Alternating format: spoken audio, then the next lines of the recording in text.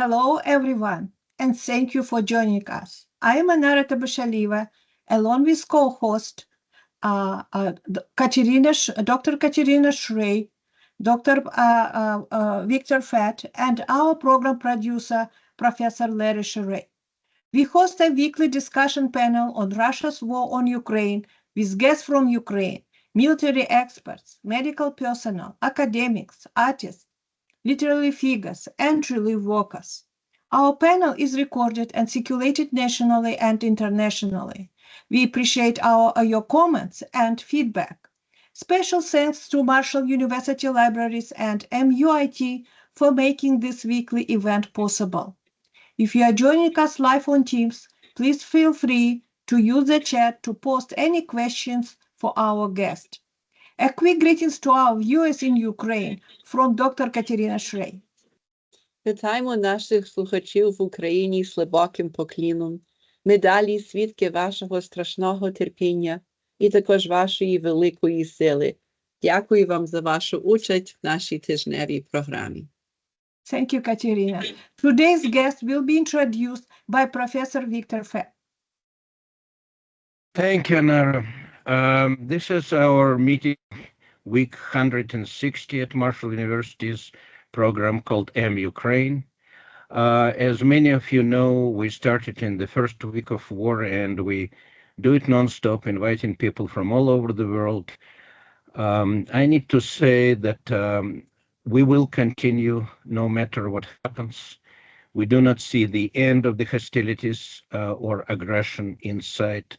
Just to share on the small personal note, yesterday the Russian aggressor bombed two cities where my parents were born, Odessa, where my father was born in 1930, and Kropivnitsky or Kirovograd, where my mother was.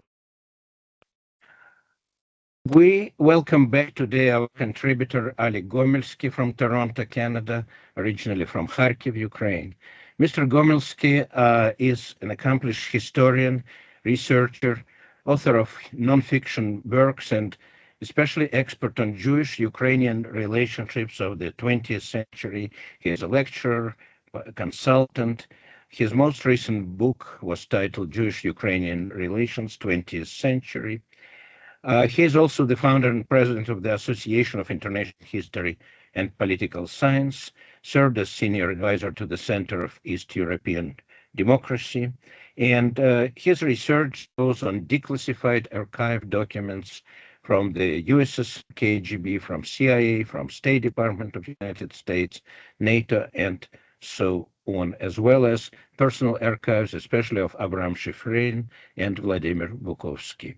Mr. Gomelsky examines figures and historical events through the prism of Jewish nations' relations with others and various inter-ethnic relations. Please, Alik, the microphone is yours. Please talk to us today. Okay. First of all, I want to thank you for your kind invitation. I'm glad to be here again. Today we will talk about disinformation. 20 years ago, a man wrote about the USSR's attempts to misinform the broader Western audience. A man known today and remembered only by a few specialists. That man was a Herbert Romerstein. Victor, if you can, just share the first picture, the portrait of the Herbert Romerstein. He was the director of the Office of the Counter-Soviet Disinformation in the United States Information Agency. He is the author of the very remarkable article, which titled Divide and Conquer, the KGB Disinformation Campaign Against Ukrainians and Jews. To be frank, I learned about him fairly recently. I was shocked to discover that without having been familiar with his work, I had reached the very same conclusion as Romerstein through my own path. So, we are talking about the fact that to this day, the systematic and malicious interference of the Kremlin in the affairs of and relations between sovereign states has not ceased. Once it was done by the Russian Empire, and then these methods were refined and used by the communist regime. And now, for almost a quarter of a century, they have been actively employed by the Putin's empire. By fueling and distorting history with lies and insinuations, Russia makes any inter-ethnic understanding and normalization of international relations absolutely impossible. Let me quote from Erstein. And Victor, if you can share next slide, it's the title of the quote of the article. The quote is saying, communist hatred of the Jews were obvious when Soviet propagandists wrote, "We know from history that freedom of thought and scientific view of the world have always been mercilessly suppressed by Judaism. But it was important to them to divide the Jews and Ukrainians in the West, who has joined together to expose the Soviet Russian totalitarian regime." End quote. In order to create false image of USSR as a peaceful and humane state, in 1930s, Soviet authorities organized propaganda tours to the Soviet Union for Western intellectuals, who became leading fellow travelers to the USSR. I will name just a few of these world-renowned figures. For example, playwright George Bernard Shaw, economists and founders of the London School of Economics and Political Science, Sidney and Beatrice Webb, as well as the writers Henri Barbusse and Romain Rolland. Very revealing words of Bernard Shaw while he was departing from the USSR. "Tomorrow I will leave this land of hope and return to our Western countries, the countries of despair." Simultaneously, pro-Soviet and blatantly misinformative publications were actively promoted in the West, such as those by Walter Duranty and other journalists of his kind regarding the Holodomor. This tragic event, a vivid example of genocide and artificially engineered famine by the communists in the western part of Ukraine, formerly USSR. It was in 1932-1933. For example, I will quote Duranty. "The excellent harvest about to be gathered shows that any report of famine in Russia today is an exaggeration or even malignant propaganda." End of quote. Yes, the harvest was really good at that time, but following the principles of half-truths, Duranty shamefully omitted the fact that the entire harvest was confiscated from the peasants and either sold or destroyed. The result? It's terrible. Millions of deaths from starvation, cases of cannibalism and corpse eating in Europe in the mid-20th century. In the late 1930s, on the eve of the World War II, Soviet propaganda accused the West of striving for global war and of refusing to yield to the legitimate territorial demands of Nazi Germany. The victory of the Nazis, let me emphasize, a joint victory with the West, provided the USSR with the enormous opportunity for propaganda and agitation in the Western world. The USSR had already been actively infiltrating its agent and recruiting supporters to the West before 1945. But after May 8 of 1945, it became much easier, more convenient to do so. I would like to draw your attention to one of the most persistent Soviet-Russian manipulative myths, the so-called Great Patriotic War. To clarify, this term, initiated actually by the Joseph Stalin, refers to the episode of the World War II from June 22, 1941, to May 8 or 9, 1945, the German, actually it was German-Soviet conflict. This was done to obscure the inconvenient fact, very inconvenient fact, that the USSR entered World War II in September 1939 as an aggressor and occupier, an ally of Nazi Germany. It's very important to say. This bloody and dirty stain on the USSR's reputation has been whitewashed with tales of pseudo anti-fascism. But facts are stubborn. When Nazi Germany was bombing British cities, the USSR was supplying Germany with the raw materials and resources. This, the claims by Russian propaganda that the West delayed the opening the second front against Hitler was opened, actually. The first front was opened in September 1939 by Britain, France, Australia, New Zealand, and Canada. And second front was only reluctantly opened by the USSR nearly 2 years later, when Polish, British, French, Belgian, Dutch, and Finnish cities lay in ruins. But let us return to the Soviet superagent and spies. Here, just a few examples of such Soviet superagents that I can list. First of all, it's so-called Cambridge Five: Philby, Burgess, McLean, Blunt, Cairncross, a group of very high-ranking members of MI6, MI5, British Foreign Office. Next, it's Julius and Ethel Rosenberg, the so-called atomic spies in the US, as well as a significant number of employees of US State Department, Treasury, and even Office of Strategic Services, and of course White House. Warsaw Pact archives indicate that after World War II, there were about 20,000 communist spies in USA, most of whom worked for the Soviet Union. As the focus of the confrontation shifted from Europe to United States, more spies were sent to America. By the end of the 1980s, their number had reached 100,000 agents.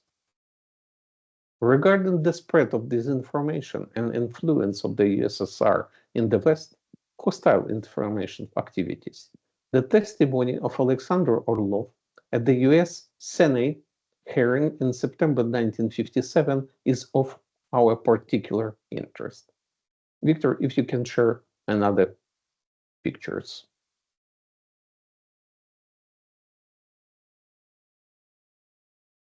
It's Orlov by himself. And next slide, please. It's his diplomatic passport. And next, it's actually the testimony of Orlov on Senate hearings. His lives deserve a separate lecture, or even more. But I will just briefly mention that Orlov was a Soviet intelligence officer, an illegal NKVD resident in France, Austria, in Italy, the NKVD resident and advisor to the Republican government of Spain when the civil war in Spain was. Orlov was lived illegally in the United States for 15 consecutive years. Let me quote his testimony from this booklet. Orlov, the fifth line of intelligence work is the so-called misinformation. The Soviet government is not only interested in obtaining the best information it can from abroad, secret information about the activities of the foreign governments, but also to misinform, to mislead foreign governments. For that purpose, there was a special department which forged diplomatic documents, which were sold and peddled around the world. With the view, for instance, for arousing suspicions in Italy against Germany, in Italy against France, or something like that. And that was very successful at times. The Soviet Foreign Office was interested in influencing the policies of foreign governments by pitting the part of the government, for instance, in France, against the other. For that purpose, members of the government has been bribed, but with influence attained by other means, they would also keep the intrigue within foreign governments alike. End of quote. Now I will present a very interesting document from the digital archive of Vladimir Bukovsky. The Bukovsky archive is a very important resource for studying the subversive activities of the USSR, both in the West and globally.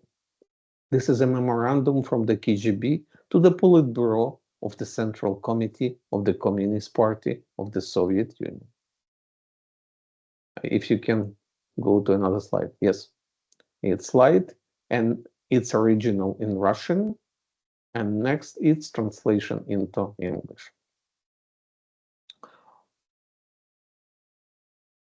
It states that in 1957, a Western journalist accredited in the USSR received a very generous reward from the KGB, a one-time payment of 20,000 rubles and monthly salary of 3,000 rubles, which, even considering the 1961 currency reform in the Soviet Union, it was very significant amount.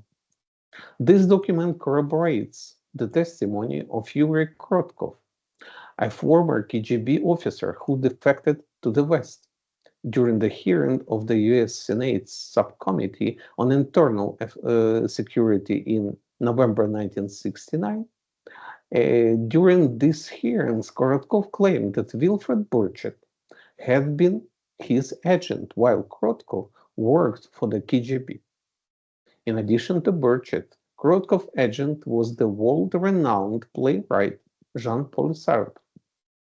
Back in 1969, the defector from the USSR was not believed, neither in relation to Burchett nor even more for Sartre, unfortunately. This KGB document, which we now have the opportunity to study, has cleared Krotkov of the stigma of being false witness or fantasist. From all this, we can conclude that USSR has its spies and agent of influence at the very highest levels of political and cultural elite in the West. Particular and close attention should be given to KGB activities aimed against Ukrainian nationalists and Jewish Zionists, including measures to prevent their interaction and cooperation in opposing the USSR. Here is the notice that the Central Committee of the Communist Party of Ukrainian SSR received regarding the propagandistic operation carried out by the KGB against Yaroslav Stetsko, a Ukrainian political figure and first deputy leader of the OUNB under Stepan Bandera. For 40 long years, Stetsko led the anti-Bolshevik bloc of nations. Victor, if you can share another picture. Yes, it's the Yaroslav Stetsko and his wife, Slava Stetsko.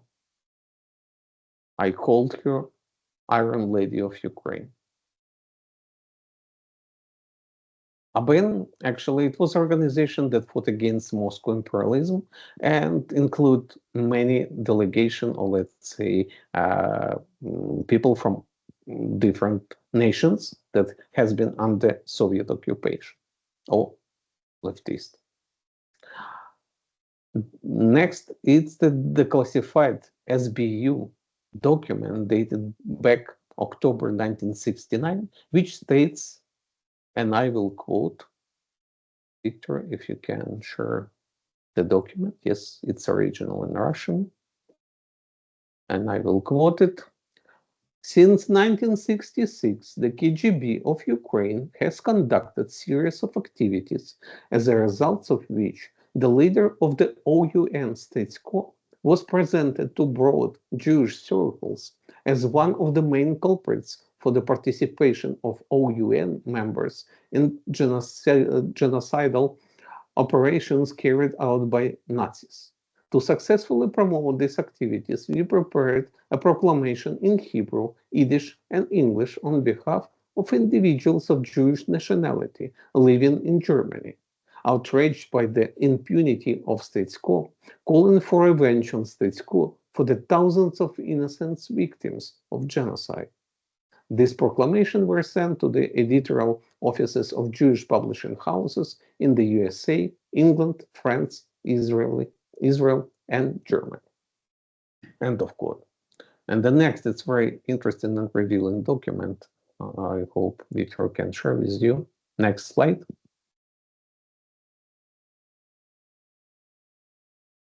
Victor? Yeah. It's interesting. It's they're talking about this document. This document created in KGB, and it's written in Hebrew and Yiddish. And it's back 1969. So we can see that Soviet authorities organized and carried out very provocative operation to misinform the Jewish community in the world. As a former citizen of the USSR, I would note that while KGB calligraphers were writing these texts in Hebrew and Yiddish, originally Soviet citizens faced real prison sentences just for studying these languages. All in line with George Orwell's quote from the book Animal Farm.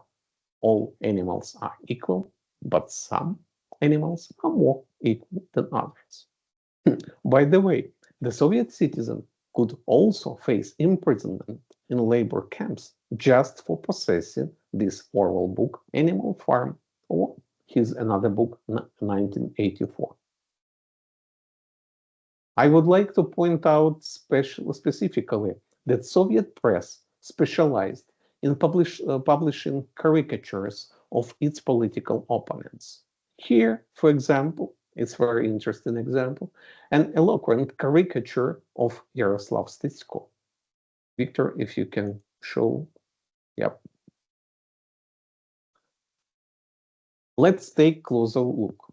I would like to discuss with you and just explain what it was.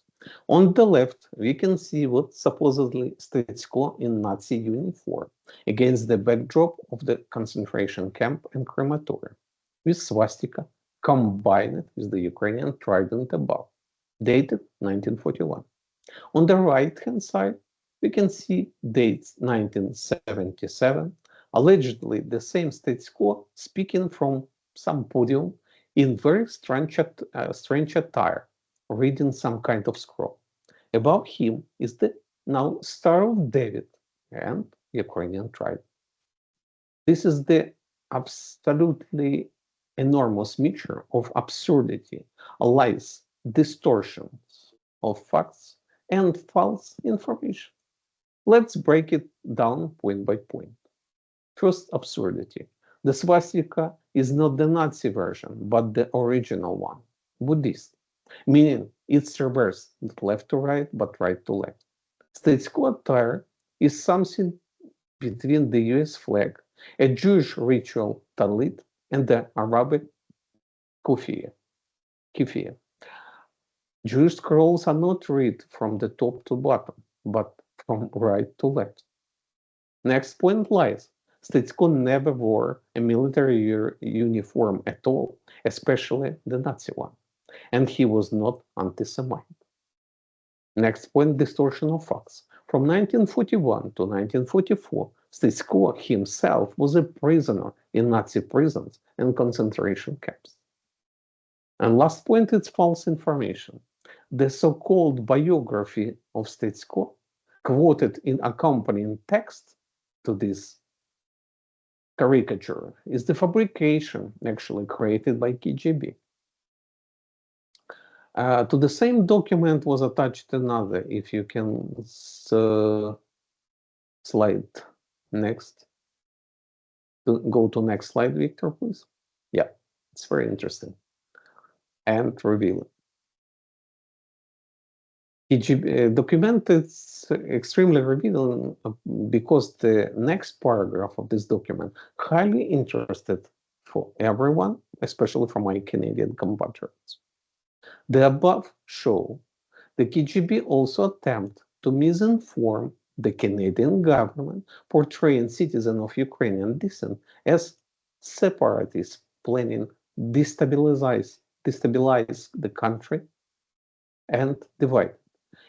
I should note that this was merely rumor spreading, but later forged with the handwriting with the specific individual, an example of conspiracy theory tactic.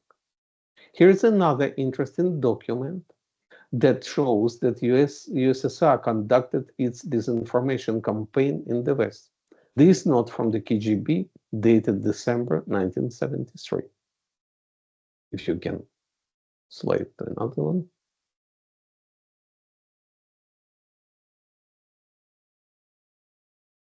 Yep, this document. So this document, I will specify that words author and co-publisher in this document appears in quotation marks in original text in Russian. I will quote. A proclamation was sent on behalf of Ukrainian nationalists calling for the independence of the Canadian province of Manitoba. One copy of this postcard with attached forged handwritten letter written by Ukrainian nationalists living abroad was sent to the office of the Prime Minister Pierre Trudeau. The aim of this operation was to provoke a negative reaction from Canadian government towards Ukrainian separatism and sow distrust among the main immigrant communities in the country. In order to incite hostility between Zionists and Ukrainian nationalists in the USA, a pamphlet titled Lest We Forget was published. The pamphlet, based on the documentary evidence, exposed the involvement of members of the OUN in the mass extermination of civilians, including participation in anti-Semitic actions during the World War II. The author, quotation mark, and the publisher of the pamphlet was one of the leaders of the progressive Ukrainian organization, the League of American Canadians, who had visited Ukraine in recent years and was able to legitimize having access to the materials used in the pamphlet. To popularize the pamphlet, the author, against quotation marks, involved one of the progressive Jewish activists from the New York as a co-publisher in quotation mark. A joint statement by progressive Ukrainian and Jewish organization in the USA against OUN members was, as war criminals, had a certain political impact. Let's return. I will pause here and specify that it's top secret KGB document, and it's revealing the goal of the disinformation campaign. And it's cynically outlined to divide. It's worth mentioning that this disinformation pamphlet is still available for purchase on Amazon and many other online bookstores today, continuing to poison Jewish-Ukrainian relations with lies and disinformation. By the mid-1980s, the Soviet disinformation campaign against the Ukrainian diaspora in North America and anti-Soviet Ukrainian organization had reached a new phase. A declassified SBU document from the KGB archives, dated October 18, 1985, is telling in this regard. Victor, if you can share another.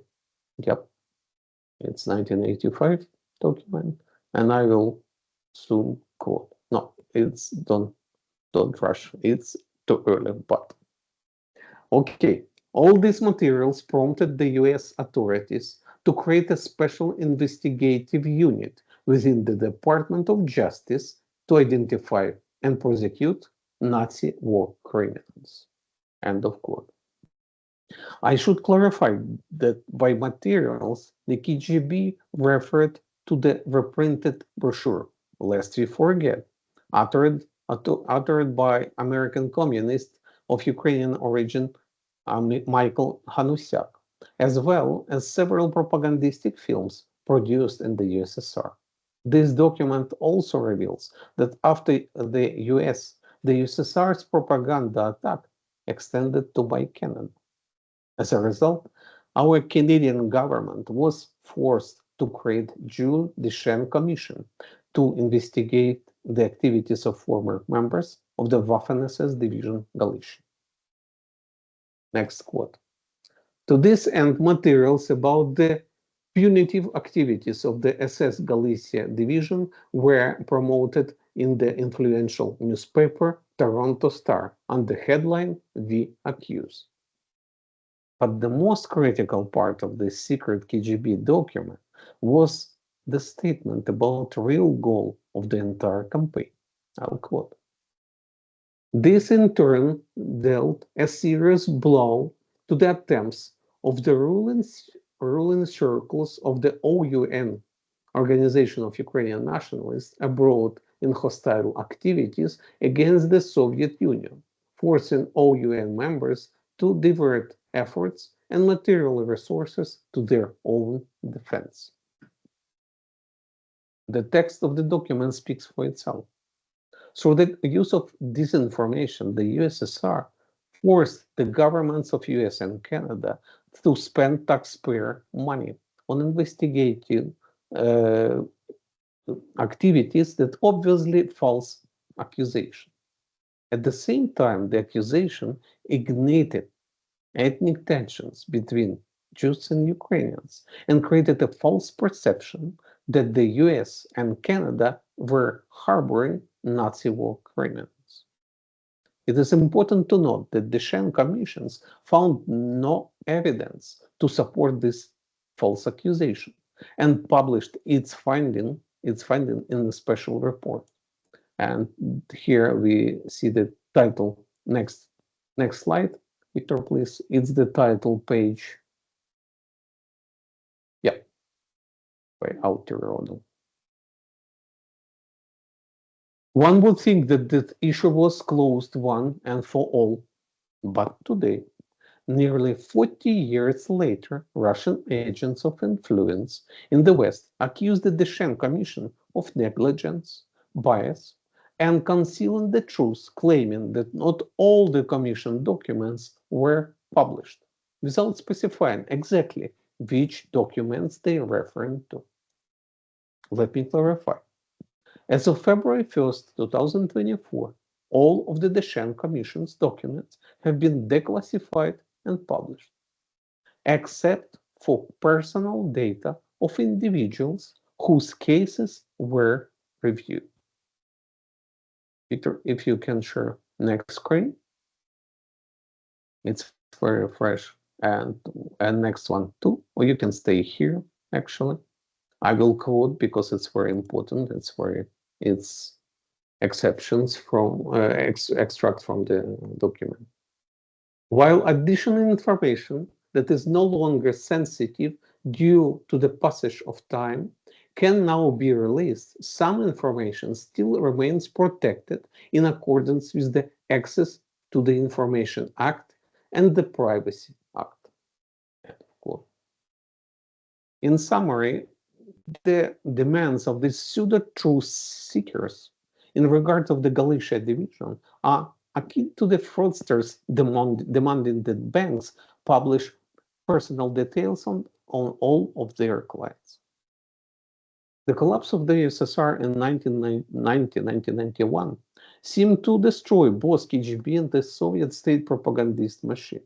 But the rise to the power of KGB officer Vladimir Putin in year 2000 showed that Leninist-Stalinist world revolution project did not die but merely slowed down at its critical moment of history, adapting to use other, more effective methods. Information of this can be found in the manuscript of the book Labyrinths of the KGB, written by the Israeli-American intelligence agent, Zionist, Gulag prisoner, human rights activist, and according to the Soviet press, USSR's enemy number one, Avraam Shifrin. If you can slide next, Victor. Yeah, it's the same. Yeah, this is the portrait of Avraam Shifrin. The manuscript mentioned that right after World War II, and even during the war, the USSR transported entire warehouses of papers, typewriters, ink, pencils, and other office supplies from Germany, including, of course, stamps and document forms, to the Soviet Union. All of this was carefully stored in Moscow for future use. Shifrin personally witnessed such materials being transported from Minsk, Vilnius, and Kaunas. The archives of the Gestapo and other Nazi institutions were truthfully removed from the even small towns not mentioned to the magistrate of Königsberg, now it's Kaliningrad, Russia. Shifrin's testimony on this was corroborated by KGB officer Nikolai Khokhlov, who defected to the West in 1954 and lived in your country. Next interesting picture, if you can slide, it's Avraam Shifrin too, with his book about the KGB and Gulag.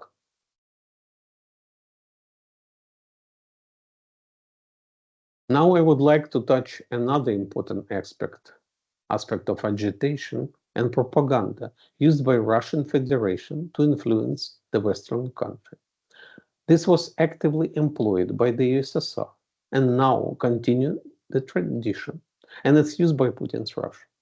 I'm referring, of course, to culture, art, and sport.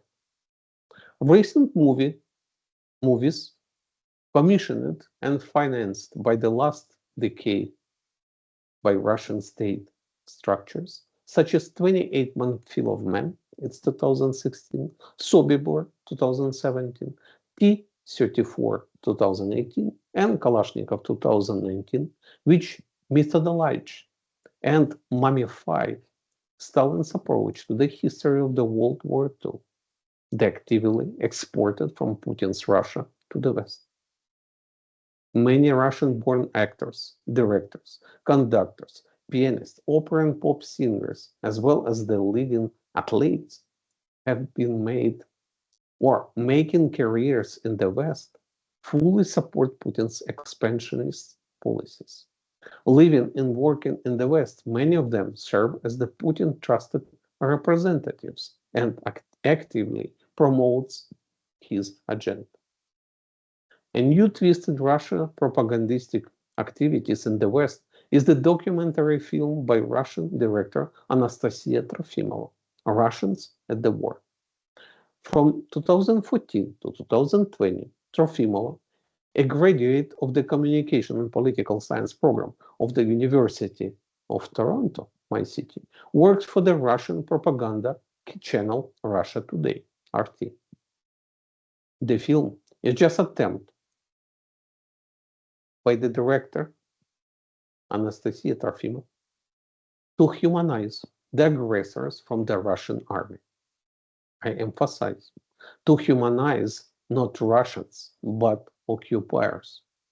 Some of the interviewers repeated the mantra, we were just following orders on camera. But I would like to remind political scientist Trofimova and those advocating for her that the Nuremberg trials set the precedent where such a justification did not exempt defendants from responsibility and punishment.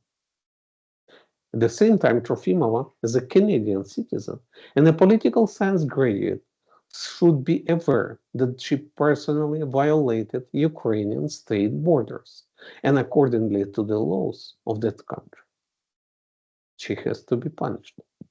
Notably, in defense of Trofimova, RT posted on its website on September 13, 2024 articles. I believe, yes, exactly this one. Blaming West for the censorship, but it's not, as you can see. And this article states that film was pulled from Toronto Film Festival after protests by the Ukrainian diaspora. RT claimed these protests were anti-democratic and violent acts, which are entirely untrue, as they were extremely peaceful and factual. Next is a very interesting document, and if you can share next slide, and I will explain what is it.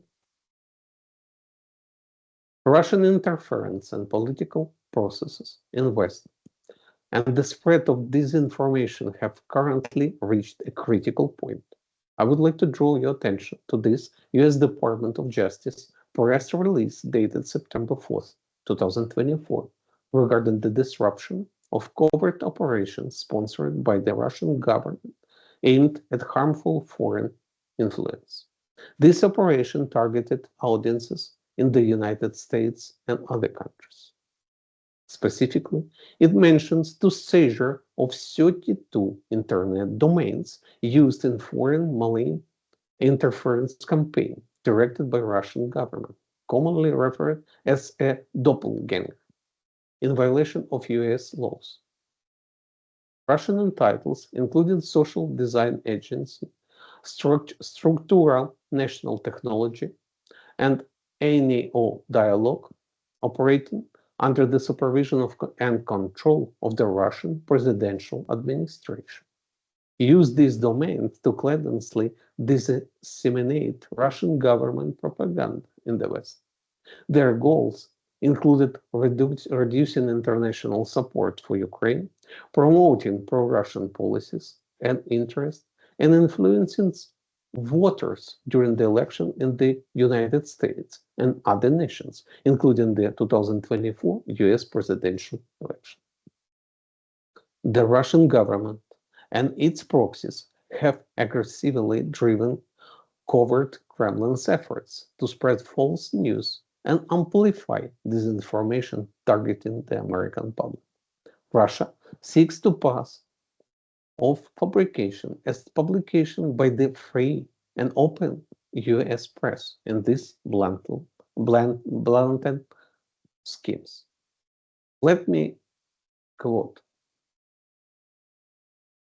an expanding network, more than 60 websites, posing a legitimate news organization, utilizing deceptive social media accounts to amplify the content of the fake websites. The fake websites appear to be carefully designed to mimic the appearance of real news websites. The fake websites included embedded images and functional links to the actual genuine sites. End of quote.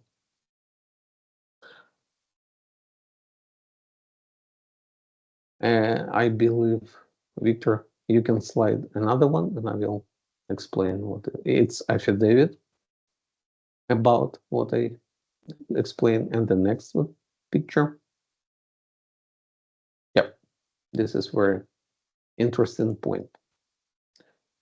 Back in 2014, I wrote that for more and over than 100 years, the authorities of Tsarists, communists, and Putin's Russia have used anti-Semitism as a tactic for spreading disinformation and propaganda.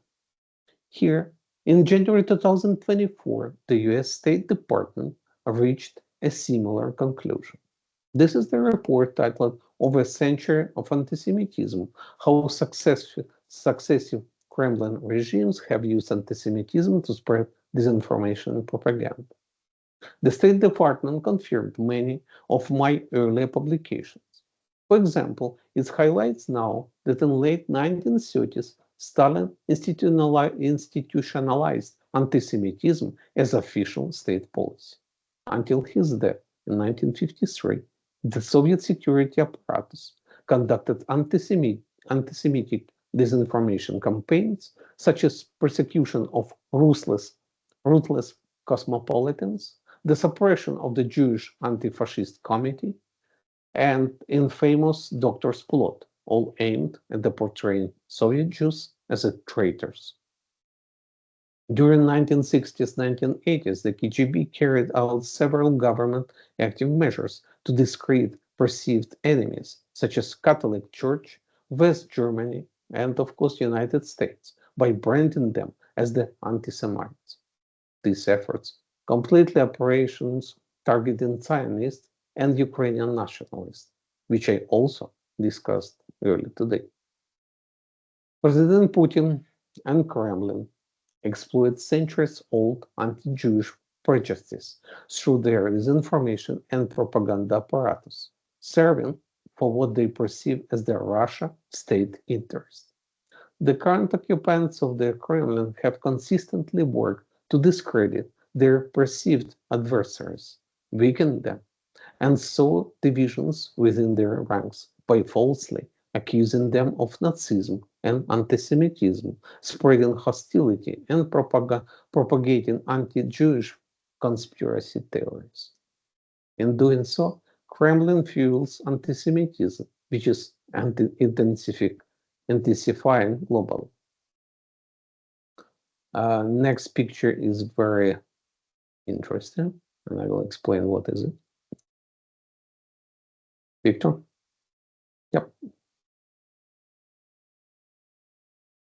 This is the recent scandal, and it's particularly telling in this context. In October 2024, Canada's Parliamentary Committee of the National Security and Defense held hearings regarding the influence of Russian disinformation on Canada's information landscape. These hearings gained significant attention because prominent conservative politician and former Minister of Citizenship and Immigration, Chris Alexandrov, accused well-known Ottawa citizen journalist David Puleze of working with Soviet intelligence agencies and potentially continued his collaboration with Russian operatives. As an evidence, Alexandrov, you can slide to another slide so we can see the Alexandrov. This is the David Puleze. Yeah, it's his testimony. Mr. Alexander presented declassified KGB documents indicating that Puleze had been registered with the Soviet intelligence since 1984 under code name Stuart. According to Alexander, the authenticity of 8 KGB document copies he submitted was verified by 2 independent experts and several historians. The personal file opened on David Puleze in August 1984 states that he came to KGB's attention as a person with potential future opportunities to work in prominent media outlets in Canada and the United States. The documents described Puleze as holding left liberal views and being loyal to Soviet policies. A handler was instructed to cultivate a relationship with him. In addition to collecting general information and assessing his prospects, the KGB was tasked with verifying whether Puleze had connection within Canadian officials, journalists, activists, politicians, and business figures. Naturally, Puleze denies any association with the KGB or FSB. Fellow journalists and professional critics of imperialism immediately came to his defense. To conclude, I would say that the facts presented today, along with the declassified documents and all gathered evidence, are intended to prevent modern Russia destructive attempts to misinform the broader Western audience, distort world history, and influence Western policy. Those who oppose this distortion of the truth face pressure from the Russian officials and become targets of the Putin-lens defamatory propaganda. As a proof, next picture, yes. So yesterday was exactly 1 year since the Russian Ministry of Foreign Affairs added my name to the list of Canadian citizens under personal sanctions, including a ban on entry into the Russian Federation. Russia's goal today, much like the USSR before, it followed principles of the old time. Accuse your opponents of your own sins and divide and conquer. And this is exactly how Herbert Romerstein titled his great expose on Soviet disinformation campaign to the West almost 40 years ago. I'm number 15. Yeah. Thank you. Any questions, comments? Yep. Thank you very much, Alik. This was very comprehensive, and I'm sure we have time for questions because the issues are very, very urgent. Dr. Deutsch, as usual, please. Hi. Malign Russian influence is well documented. Why doesn't Trump get it? It's a good question, though. I don't know why, first. And second, sometimes people just saying one thing, thinking different, and doing the third thing. For me, it's until not clear what Mr. Trump is doing, what he's thinking. No, saying it's clear, but it's hard to understand.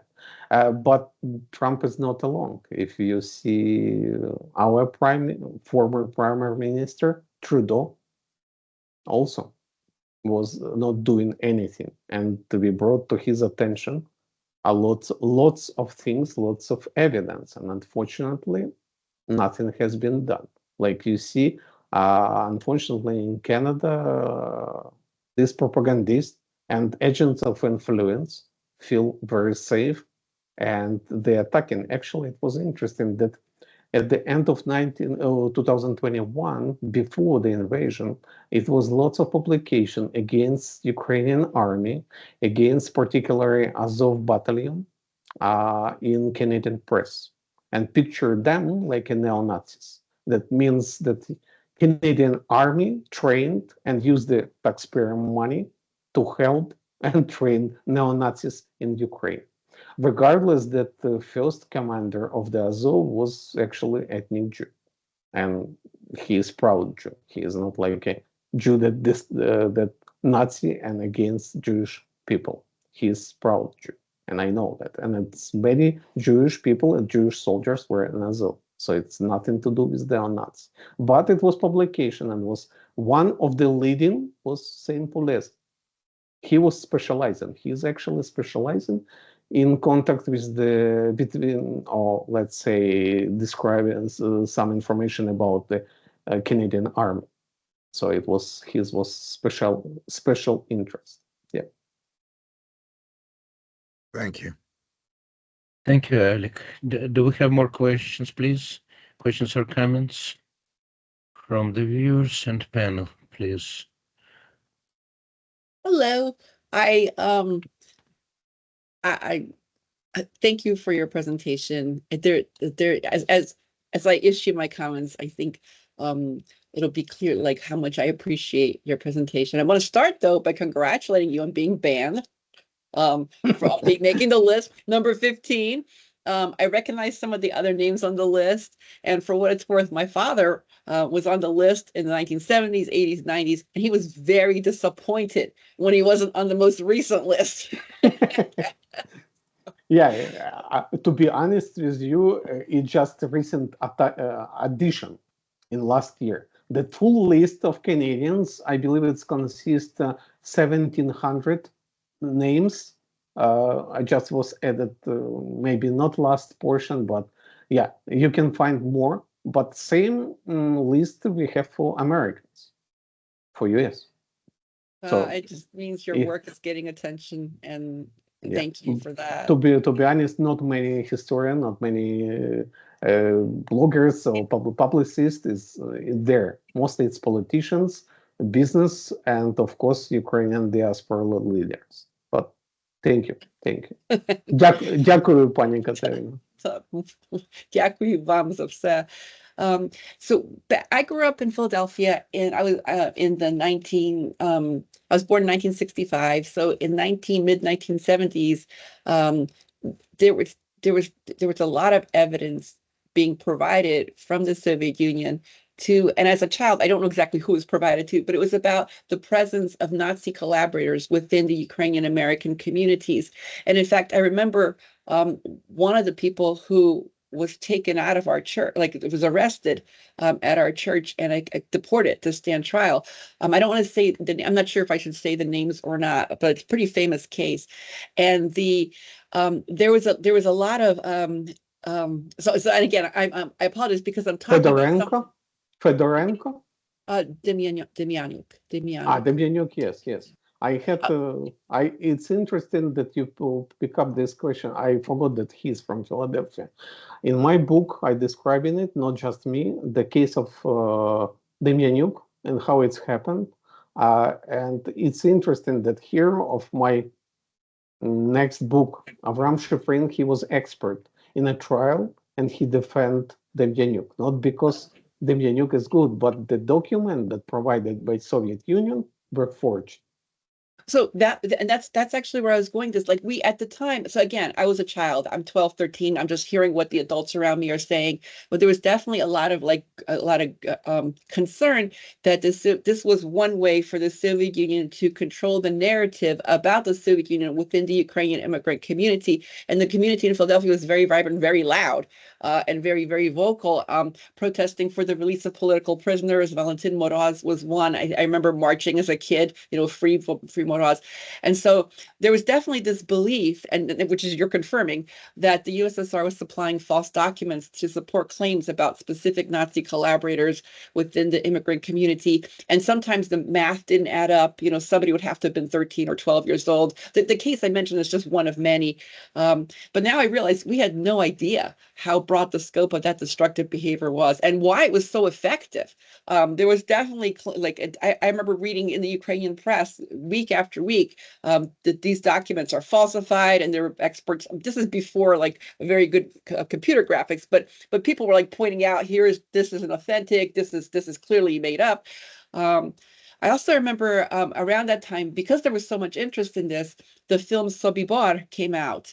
And I was in middle school, so 7th or 8th grade, and I remember the desperate efforts of the local Ukrainian women's organization to ask everybody to call the local affiliate to not show the film, or to at least bleep out the word Ukrainian, because one of the recurring themes there was the Ukrainian guards. Oh, we got to get away from the Ukrainian guards. Oh, the Ukrainian guards are watching us. Again, this is my memories from a million years ago and may not be accurate, but there was this begging with the whichever network it was to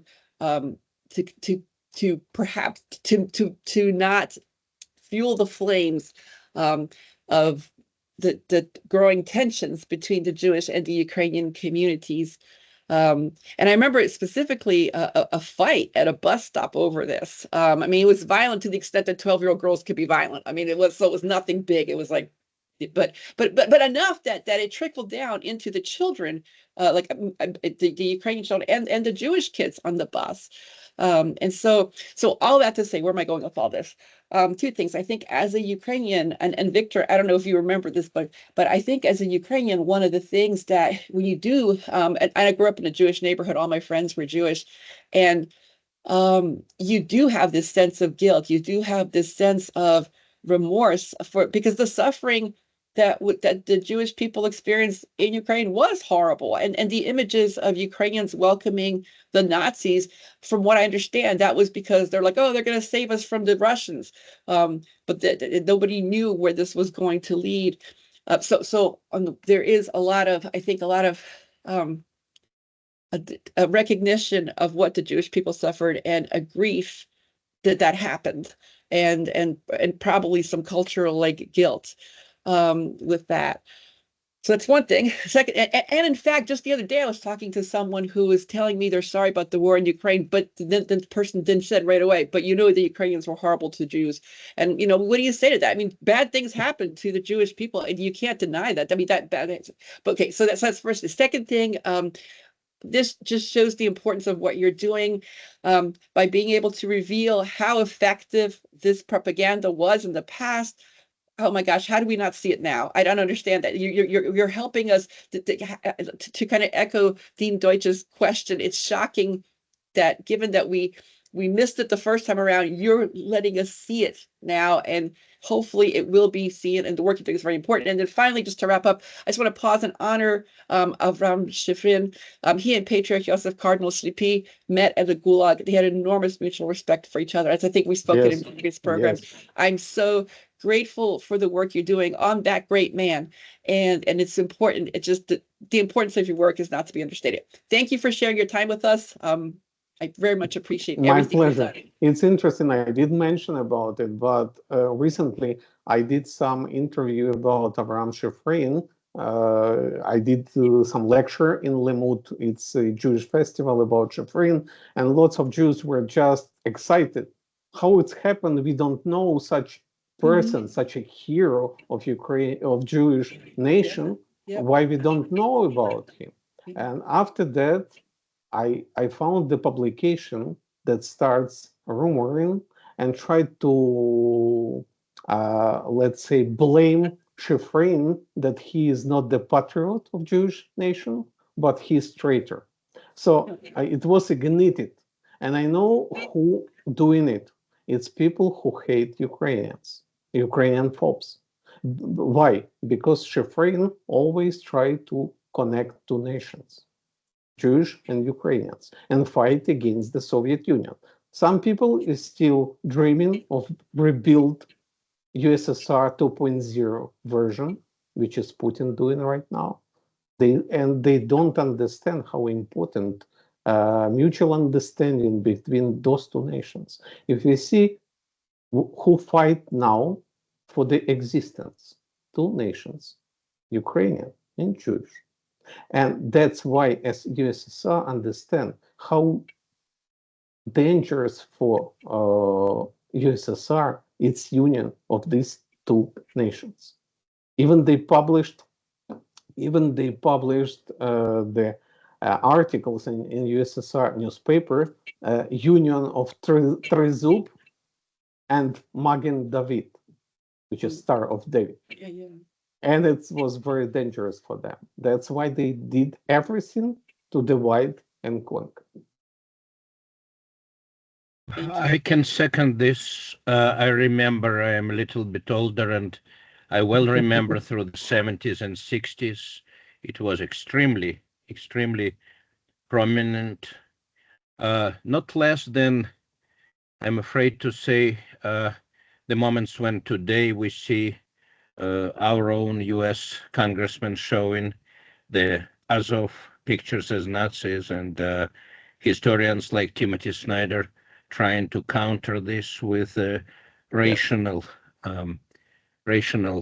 argument. Unfortunately, there's very little rational in all Of this course. hatred, which goes on for centuries and decades. But it is very important, again, to remind our viewer that this happens right today. The wars in Ukraine and Israel are interconnected. It is extremely important edge of what is happening right now, today. And thank you for doing all this archive work. We know how important and very, very incredible it is to find this evidence of the past. It's literally living history, which is waiting to be told. Yeah, I always say that politics tomorrow will be history, and history it's yesterday's politics. So if we not learn, like I appreciate Professor Deutsch for a question, if we not learn history, how we can understand politics, how we can do the right steps in the right direction. We have to learn. Thank you. But the most important lesson of the history, that history is not teaching anything. Unfortunately not. We have to learn as we go. Yeah. So thank you for teaching us and reminding everyone. We hope this recording will be seen by many again and again. We will conclude our program right now. Dr. Shrey, please say, we have one more question. Leslie, please. Yes. Hello. I wanted to kind of bounce off of partially what you've been talking about this whole hour or so about Russian disinformation and misinformation, and also Dr. Deutsch's question about Trump specifically. And this might go into rather controversial territory, but over the last couple of weeks, it's come to light that there are two different former KGB agents who claim that Donald Trump has, to some extent, been either recruited or had some kind of relationship with the KGB, and also possibly with the, well, it probably would have started with the Czech secret services, which obviously extensively worked with the KGB during the 1980s, starting from around 1977 when he married his first wife, Ivana. I forget exactly what her last name was, but she was a Czech national originally. So at that point, the Czech secret services and then the KGB would definitely have taken an interest in trying to cultivate some kind of relationship with him, which was what they tended to try to do with a lot of Western businessmen, to see if they could get any kind of useful information out of them. And in 1987, Trump took a trip to Moscow, which was reportedly largely stage managed by the KGB. So it seems likely that they at least tried to cultivate some kind of relationship with him. Whether or not it went to the extent of his being recruited in the sense that we would understand it, to the extent of being controlled, is obviously unclear, but it seems likely that he had some kind of favorable relationship with some people who were probably working with the KGB, especially considering that shortly after his Moscow trip, he took out a full-page ad in a newspaper criticizing specifically United States defense spending and military policy. So I think that's some interesting information that's come to light recently. If you want to read more about this, there's a Substack called Deeper Look with Michael Salus, written by a former CIA officer and Russia specialist. We have to, first of all, we have to check the evidence.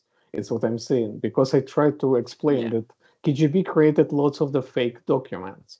I have access to some KGB documents. I studied it about the Avraam Shifrin and Jewish-Ukrainian Relations. And I know lots of fake documents has been created by purpose. And KGB is very smart, and they know how to create and how to blame.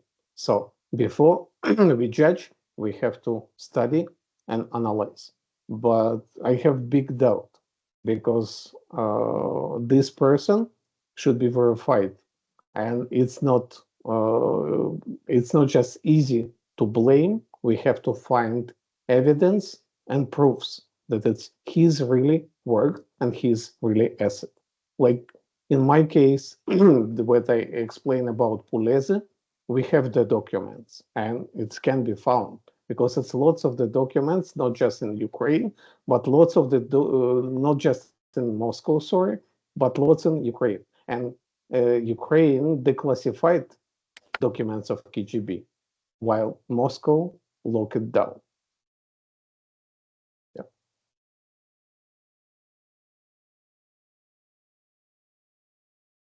Thank you, Alik. Thank you. I need to add that, of course, to put it in perspective, every more or less prominent Westerner back in the 70s or even 60s would be on file, let's say, by KGB under some observation. The information we hear from more reliable sources tells us that KGB never had total observation, that they selected people, they just never had enough personnel. But as far as files go, of course, they had to show something for their work. So surely many files probably exist, but how much reality is behind those files? We'll remember how much pretense Soviet institutions have done. So since you studied KGB archives, this simple question comes to mind. You talk about fake documents for the purpose of propaganda, but have you discovered, or has anyone discovered, fake documents which were for purpose of pretense, just to show Yes. that work is being done, just like in any other Soviet institution? Yeah, it's what Orlov actually, sorry, it's what Orlov actually told on his testimony. The fake document especially created just to misinform and blame people, innocent people, blame for some, like, let's say, not not correct direction or not lawful activities. Yeah. Thank you. Thank you, Leslie. Thank you, everyone, for being with us today. Dr. Shrey, please say a few words to our viewers in Ukrainian to conclude. Дорогі браття і сестри в Україні, ми зберігаємо вас у наших щоденних думках і молитвах. Нехай милосердний Бог тримає вас у своїй опіці. До наступного тижня. Прощаємося. Слава Україні! Героям слава.